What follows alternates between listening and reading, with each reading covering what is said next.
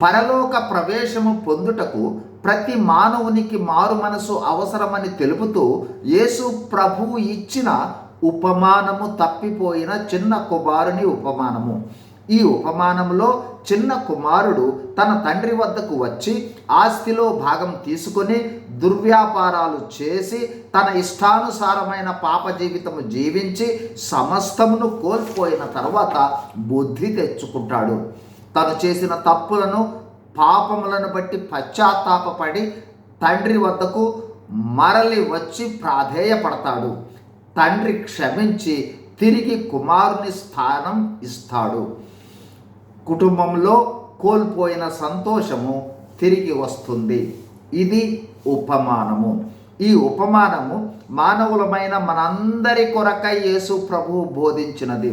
తప్పిపోయిన కుమారుడు అంటే నీవు నేను మనందరము సహజంగా దేవునికి విరోధమైన పాప స్వభావము కలిగి మన ఇష్టానుసారమైన జీవితం కలిగి జీవించేవాళ్ళము.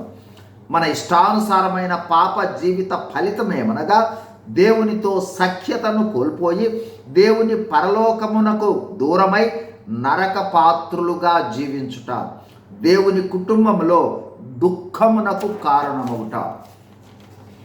అయితే మనందరికీ అవసరమైనది మారు మనస్సునే ఈ ఉపమానంలో బుద్ధి వచ్చుటగా చెప్పబడింది. మరో విధంగా మన పాపములు, లోపములు, తప్పులు, తిరుగుబాటుతనము, అవినీతి, అన్యాయ, దుష్ట స్వభావాలకు పశ్చాత్తాపడటం. మానవులందరికీ బుద్ధి వచ్చుట అనే మారు మనసు అనుభవము తప్పనిసరి. ఎందుకంటే అందరూ దేవునికి దూరమైన స్వభావము కలిగి దేవునికి విరోధంగా జీవించేవారే. బుద్ధి వచ్చి వెనుదిరిగి మారు మనసు పొంది దేవునితో తండ్రి నేను పరలోకమునకు విరోధంగాను నీ ఎదుట పాపం చేశానని పశ్చాత్తాపంతో ప్రార్థిస్తే దేవుడు క్షమిస్తాడు.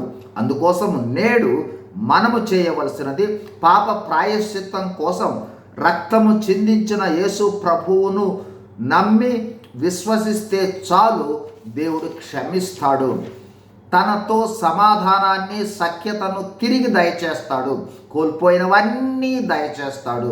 పరలోక ప్రవేశాన్ని దయచేస్తాడు. పరలోకంలో గొప్ప సంతోషం కలుగుతుంది. ఫలితంగా పరలోక సంతోషాన్ని మనము ఈ లోకంలో కలిగి ఉండి పరలోకంలో ప్రవేశిస్తాం. మారు మనసు పొందండి, దేవుణ్ణి ప్రార్థించండి, యేసు ప్రభువును నమ్మండి, దేవుని రాజ్యంలో ప్రవేశించండి. God bless you.